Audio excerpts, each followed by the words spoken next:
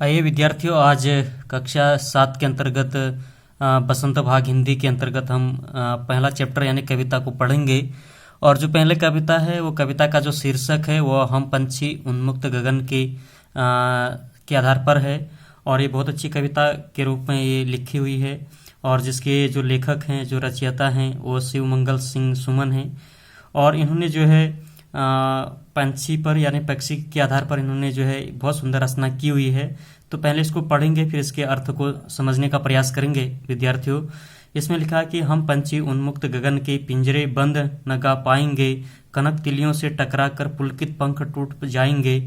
हम बहता जल पीने वाले मर जाएंगे भूखे प्यासे, कहीं भली है कुटुक निबोरी कनक कटोरी की मैदा से। स्वर्ण स्वर्ण श्रृंखला के बंधन में अपनी गति उड़ान सब भूले, बस सपनों में देख रहे हैं तरु की फुनगी पर के झूले। आगे जो लिखा हुआ है, आगे बहुत सुंदर इन्होंने लिखा हुआ है। ऐसे ऐसे थे अरमान के उड़ते नभ नीले, नीले नभ की सीमा पाने, लाल किरण सो चौंच खोल चुगते तारक अनार के दाने। होती सीमाहीन क्षितिज से इन पंखों की होड़ा होड़ी, ये या तो क्षितिज मिलन बन जाता या तंती सांसों की डोरी। नीड़ न दो चाहे टहनी का आश्रय छिन्न भिन्न कर डालो, लेकिन पंख दिए हैं तो आकुल उड़ान में विघ्न न डालो। शिव मंगल सिंह सुमन ने ये रचना लिखी हुई है। और ये कविता जो है कहीं न कहीं जो है पक्षी के आधार पर इन्होंने लिखा हुआ है। अगर हम देखें जो पहली की जो लाइनें हैं उनका जो भावार्थ है उनको भी समझने का प्रयास हम करेंगे।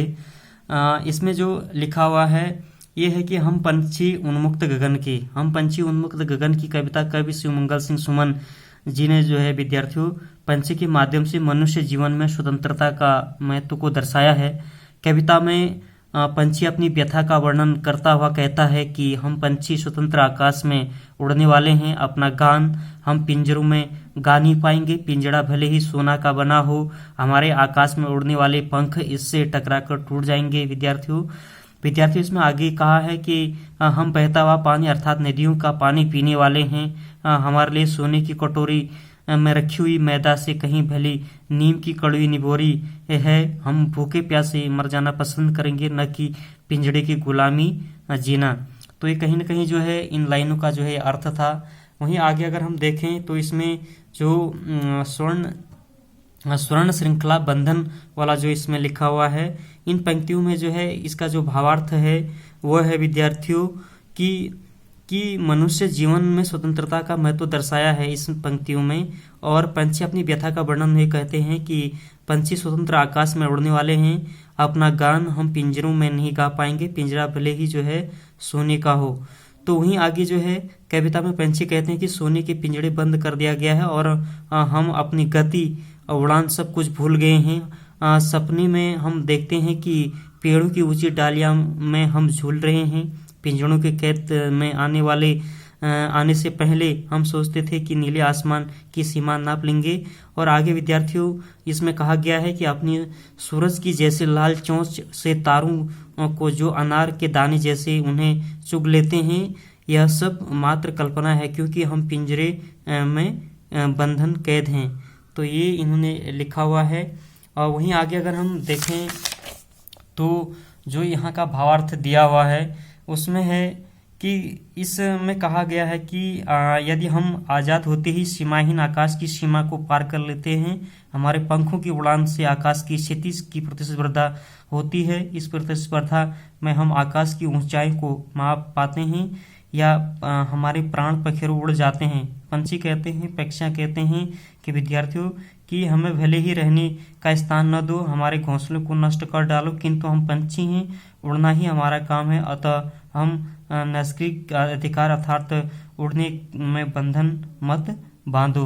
तो ये इन पंक्तियों का जो है तात्पर्य था, महत्व था। और वहीं अगर आगे देखें तो ये शिव मंगल सिंह सुमन द्वारा ये लिखा गया है। अब आगे जो है विद्यार्थियों, हम पंछी उन्मुक्त गगन के सारांश को हम जानने का प्रयास करेंगे। इसमें जो है हम पंछी उन्मुक्त गगन की कविता में कवि शिवमंगल सिंह सुमन जी ने पंछी यानी पक्षी के माध्यम से मनुष्य जीवन में स्वतंत्रता के महत्व को दर्शाया है। कविता में पंछी अपनी व्यथा का वर्णन करता हुआ कहता है कि हम पंछी स्वतंत्र आकाश में उड़ने वाले हैं और अपना गान हम पिंजरों में नहीं गा पाएंगे, यानी हम अपनी जो भी क्रियाकलाप है वो पिंजरे में बंद होके नहीं कर पाएंगे। आगे अगर हम देखें विद्यार्थियों तो शब्दार्थ जो परीक्षा की दृष्टि से काफ़ी महत्वपूर्ण है, इनको आपको याद करना चाहिए। तो जो शब्दार्थ हैं, पहले शब्द और अर्थ। इसमें जो अरमान है, अरमान शब्द का अर्थ होता है इच्छा, नभ का होता है आकाश, तारक का होता है तारे, सीमाहीन का अर्थ होता है सीमा न होना, और क्षितिज का अर्थ होता है जहाँ धरती और आकाश मिलते हों, और होड़ा होड़ी का अर्थ होता है मुकाबला या प्रतिस्पर्धा, तन्ती का अर्थ होता है फूलना, और नीड़ का अर्थ होता है घोंसला, और आश्रय का होता है सहारा, और रुकावट का अर्थ होता है विघ्न, और पिंजरबंद का अर्थ होता है पिंजरे में बंद। वहीं अगर आगे हम देखें विद्यार्थियों तो इसमें कवि परिचय का भी एक महत्वपूर्ण टॉपिक के रूप में बन सकता है। और कवि परिचय जो है डॉक्टर शिवमंगल सिंह सुमन का जन्म जो है 5 अगस्त सन 1915 ईस्वी में उत्तर प्रदेश में उन्नाव जिले में हुआ था। और इनकी प्रमुख रचनाएं जो हैं हिलोल, जीवन के गान, प्रलय सृजन, विश्वास बढ़ता ही गया, और पर आंखें भरी नहीं। तो ये इनके जीवन परिचय था। वहीं अभ्यास प्रश्न की अगर मैं बात करूं तो प्रश्न 1 के अंतर्गत पहला प्रश्न है कि हर तरह की सुख सुविधाओं पाकर भी पक्षी पिंजरे में बंद क्यों नहीं रहना चाहते हैं। तो इसका उत्तर ये होगा विद्यार्थियों, पक्षी सभी तरह के सुख सुविधाओं पाकर भी पिंजरे में बंद नहीं रहना चाहते, क्योंकि उन्हें अपनी स्वतंत्रता इन सभी सुख सुविधाओं से कहीं ज़्यादा प्यारी है, और उन्हें स्वतंत्र आकाश में उड़ना, नदियों झरनों का शीतल जल पीना, कड़वी निबोरियाँ खाना ज़्यादा पसंद है। वहीं अगर हम देखें विद्यार्थियों दूसरा प्रश्न है पक्षी उन्मुक्त रहकर अपनी कौन कौन सी इच्छाएं पूरी करना चाहते हैं। तो इसका उत्तर होगा पक्षी उन्मुक्त यानी स्वतंत्र रहकर नीम की निबोरियाँ खाना, ऊंचे आकाश की सीमाएं नापने, नदी झरनों का जल पीने, वृक्षों की सबसे ऊंची डाल पर झूलने और आसमान में खुलकर उड़ने की इच्छाएं पूरा करना चाहती हैं। वहीं अगर हम अगला प्रश्न के रूप में अगर हम देखें तो अगला जो प्रश्न है विद्यार्थियों वो है भाव स्पष्ट करना है।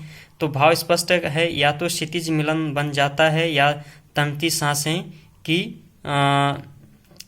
सांसें की जो है डोरी।